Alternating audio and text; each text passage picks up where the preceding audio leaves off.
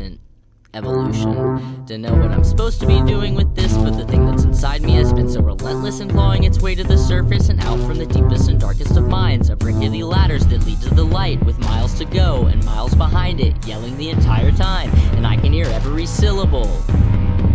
Let us out, I'm serious. We're clearly getting very sick of pining for some kind of happiness we can't identify or recognize inside our lives. They've colonized our very minds, commodified our shrinking time, obscured the landscape, framed it all with lies, usurping all the life behind the home we tried believing we might someday to inherit.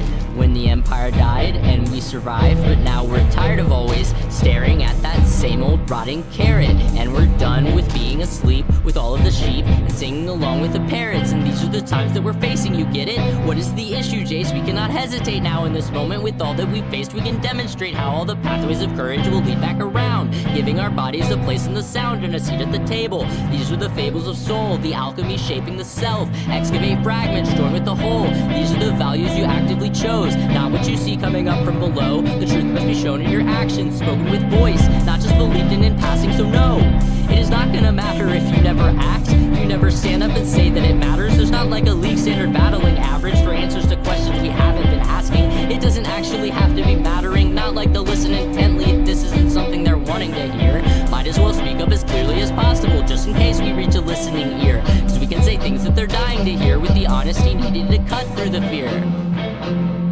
Listen, listen, listen, listen, listen.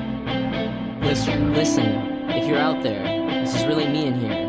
I am not living in my body either. I know the erasure you're facing. I know both the hatred and what comes to break it. I know that you're shaken and tired of caring. I know what it feels like to have people staring, probably finding your presence inherently threatening.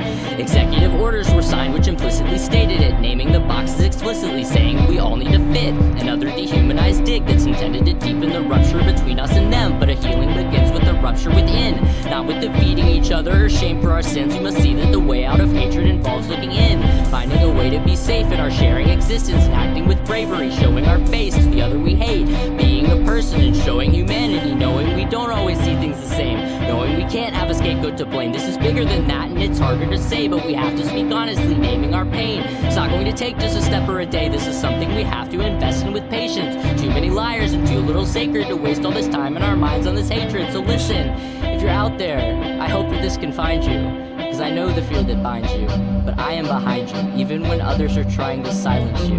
However loudly or long they are shouting, we will not be lost in the box that they're touting. Start with believing that we are enough. We will not be scrubbed from the page just because they scribbled names on a lie. Like any Sharpie could even begin to erase all the truth in our lives or to rob us of rights that our souls give us.